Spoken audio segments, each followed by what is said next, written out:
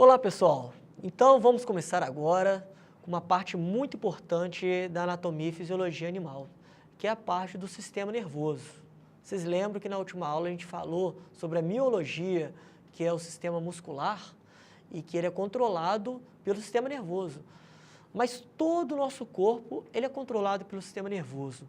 Todas as nossas atividades, todas as nossas funções, né? Quando eu falo nossas funções, porque a gente se enquadra, né, nesse grupo de animais. Então, assim, todos os animais, né, de todas as espécies, o controle geral, né, do corpo é feito pelo sistema nervoso. Seria a sala de comando, tá?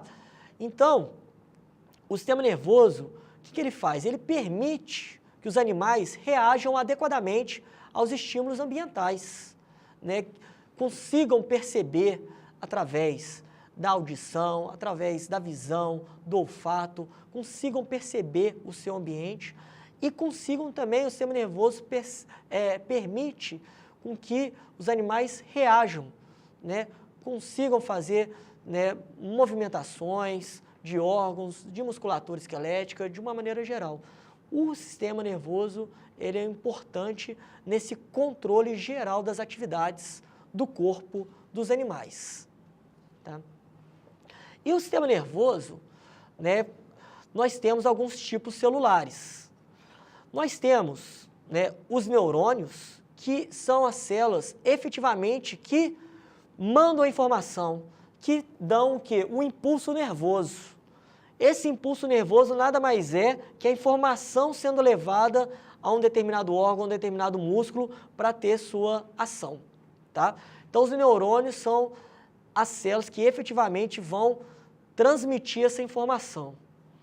Em contrapartida, nós temos também outros tipos celulares presentes aí no sistema nervoso, que são as células da glia ou neuróglia. Essas células, elas dão suporte aos neurônios.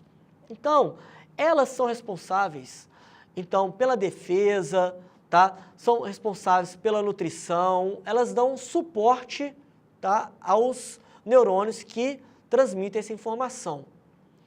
Então, nós temos aqui, mostrando, representando uma figura, tá, em que nós temos alguns tipos celulares, tá, chamados de astrócitos, que eles vão estar intimamente ligados aos neurônios, permitindo com que ocorra nutrição desses neurônios, dessas células nervosas, tá? Nós também temos a chamada micróglia, que é uma célula de defesa, que faz a defesa ali no sistema nervoso. E temos também um outro tipo celular, que é o oligodendrócito, que produz a mielina. A mielina, ela é como se fosse, né, igual um fio encapado, aquela capa que enfia, que o fio, né, que está presente no fio, aquela capa ali protetora, presente num fio de alta tensão, por exemplo, a bainha de mielina tem essa mesma ação.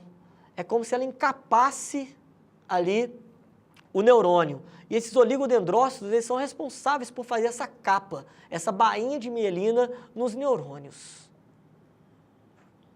Aqui mostrando um típico neurônio, com suas partes, né? Esse aqui é uma figura, né? Um esquema, tá? Um desenho esquemático mostrando o neurônio, que é microscópico, é claro, mas aqui mostrando as estruturas de um neurônio. Nós temos aqui, olha, os chamados dendritos, que estão presentes aqui nesse neurônio, que fazem a recepção, tá, dos impulsos, recepção dos estímulos. Ele recebe, tá? Então, uma terminação de recepção, né? É um extremo que faz a recepção dos estímulos, tá?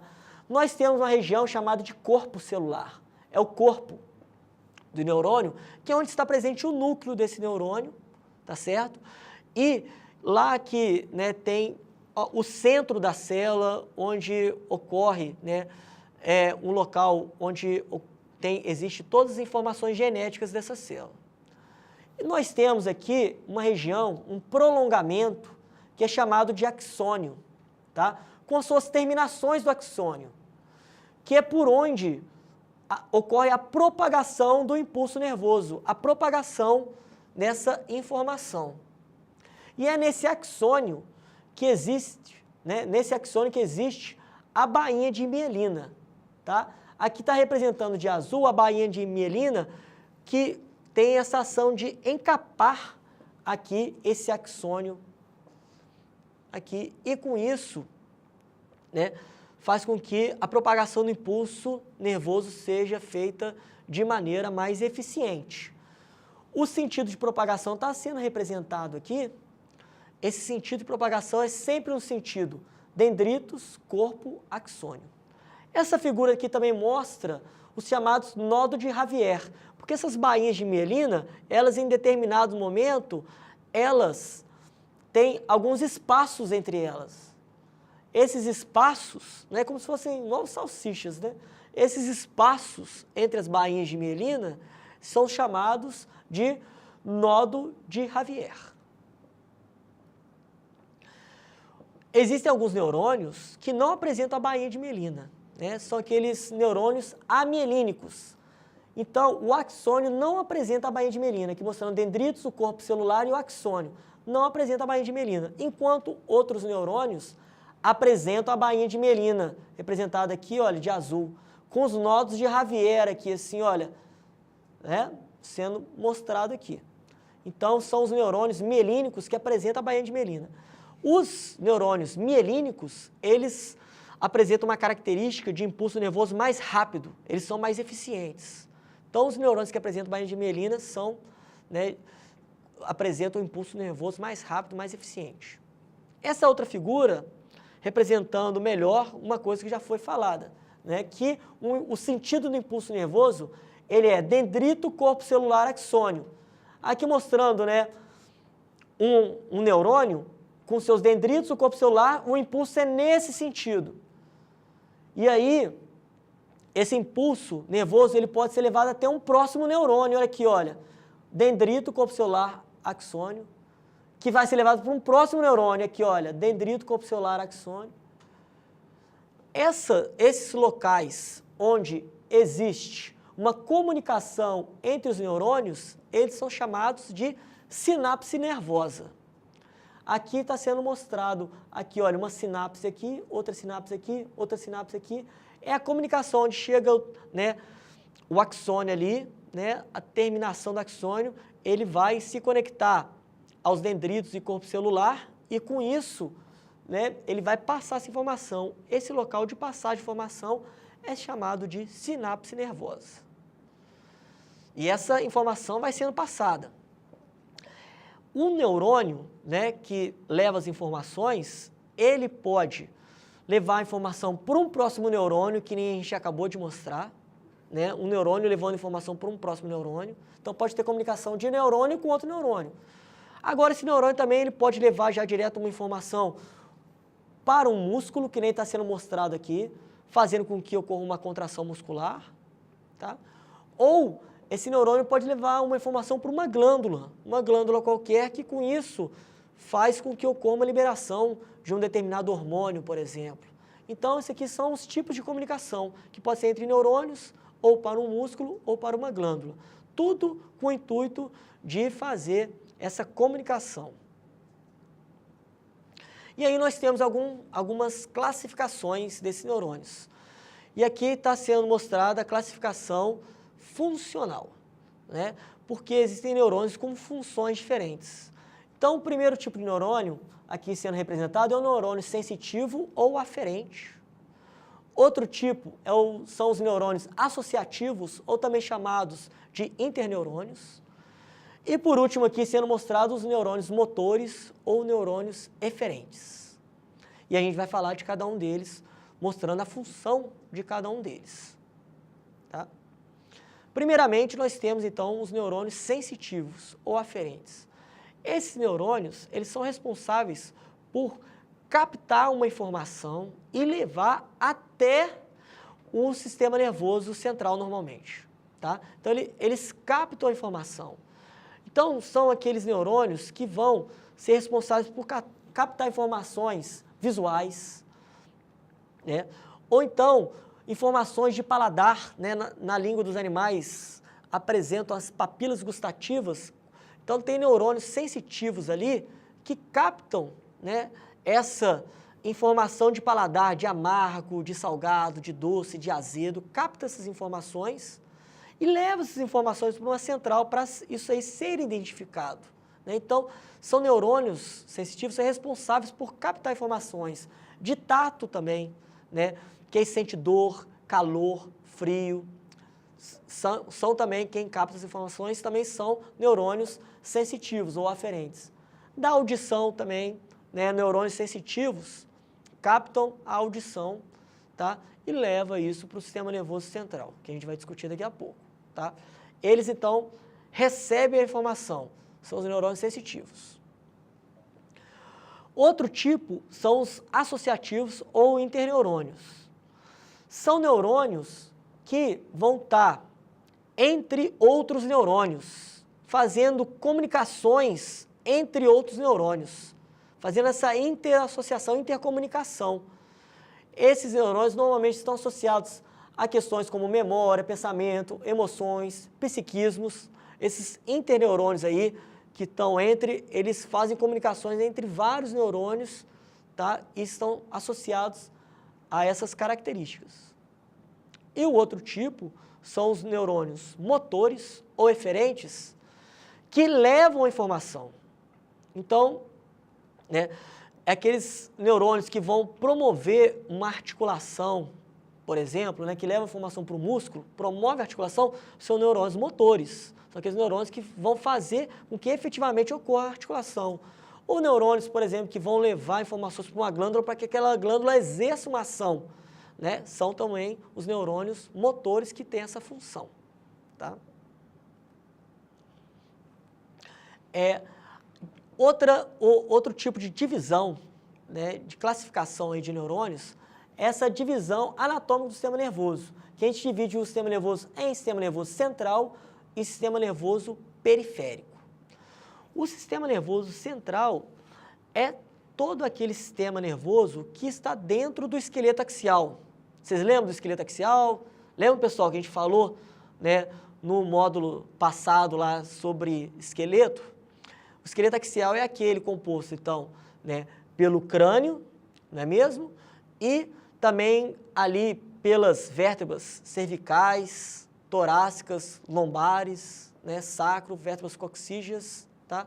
Também tem umas costelas externas. Mas o esqueleto, né, o sistema nervoso central, ele vai estar dentro, né, desse crânio, tá? E dentro de um canal que passa no interior das vértebras torácicas, lombares, né, das cervicais, torácicas, lombares, tá? Então o sistema nervoso central vai estar aí dentro do crânio e nesse canal que passa pelas vértebras. E nós temos também o sistema nervoso periférico, que é aquele que está fora do esqueleto axial, que vai estar, né, pelo resto do nosso corpo. Então, o sistema nervoso central, ele é composto por quê? Por essa região do encéfalo, tá? É um sistema nervoso que vai estar dentro, né, dessa região do crânio, tá? Então, tem essa região do encéfalo, que seria o cérebro cerebelo, aqui assim, olha, com o tronco encefálico, que está dentro aqui dessa, né, que vai estar dentro aqui daquele local ali que está dentro do crânio, tá? E nós temos também a medula espinhal que, né, essa medula vai passar ali num canal no interior das vértebras cervicais, torácicas e lombares. Mas a medula espinhal, tá, formam o sistema nervoso central. Isso aqui é a central de comando do nosso sistema nervoso central.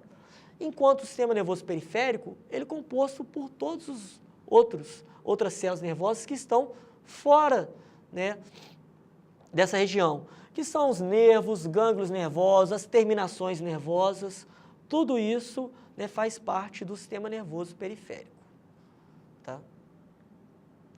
Uma coisa bastante interessante a ser discutida é com relação à fisiologia do mecanismo do reflexo, tá, da medula espinhal.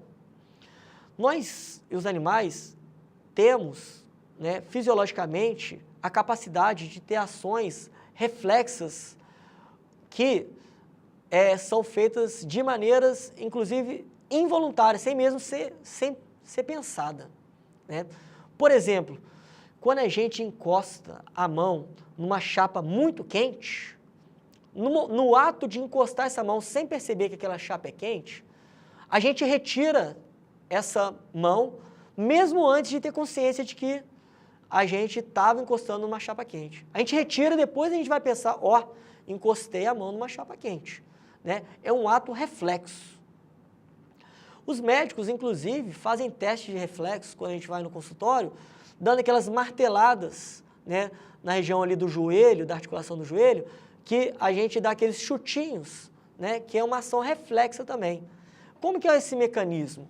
Na realidade, aqui está sendo representado, então, uma vértebra, tá? Aqui em que a medula espinhal está passando aqui. Isso aqui faz parte do sistema nervoso central, essa medula, tá? Aqui, então, né, foi feito um corte, e aqui nós temos, então, uma visão, uma outra visão aqui, assim, olha, dessa medula, bem onde que ocorreu o corte, tá? E para que ocorra esse reflexo, tem, né, como agentes aí, neurônios, tá, sensitivos, a medula espinhal e os neurônios motores. Então, aqui nós temos a pele, por exemplo, nossa pele tem vários neurônios sensitivos que captam o tato. Eventualmente, se a gente sente alguma dor, algum calor excessivo, essa informação ela vai ser levada via neurônio sensitivo até a medula espinhal. Da medula espinhal, sem mesmo ser levado para a região do cérebro, ali, para a região ali do encéfalo, essa informação já é retornada via neurônio motor para a musculatura responsável pela contração muscular. Então, no momento que é sentido o calor, isso é levado para a medula e da medula mesmo já volta para fazer articulação. Por isso que a gente tem esse ato reflexo de articular e depois essa informação ela é levada para o sistema nervoso central ali, no caso do encéfalo, para que ela seja assimilada e após ser assimilada percebe-se que foi encostado num local quente, mas foi retirada a mão antes mesmo dessa informação ser assimilada, por conta desse ato reflexo, em que participa o neurônio sensitivo, a medula espinhal e o neurônio motor, tá? E uma outra divisão que nós temos também com relação ao sistema nervoso é a divisão funcional do sistema nervoso, tá? Que nós temos o sistema nervoso somático e o sistema nervoso autônomo. O sistema nervoso somático é aquele que é responsável por atuar nos músculos esqueléticos, os músculos ligados aos ossos, que fazem contração voluntária. Então, todos aqueles nervos motores que fazem a contração voluntária, eles fazem parte do sistema nervoso somático.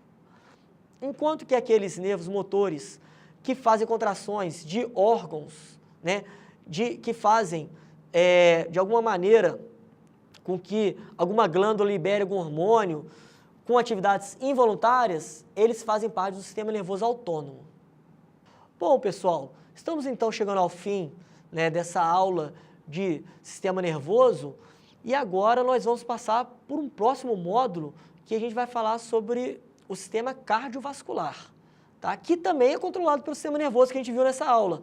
Todos os próximos sistemas agora, a gente tem que imaginar que eles são todos controlados por esse sistema nervoso, tá? Então vamos passar agora para o próximo módulo, que é o sistema cardiovascular, que é muito importante também, né? Que é responsável aí por bombear sangue, levando água, nutriente para todo o nosso corpo. Eu vejo vocês no próximo módulo então, beleza? Um abração!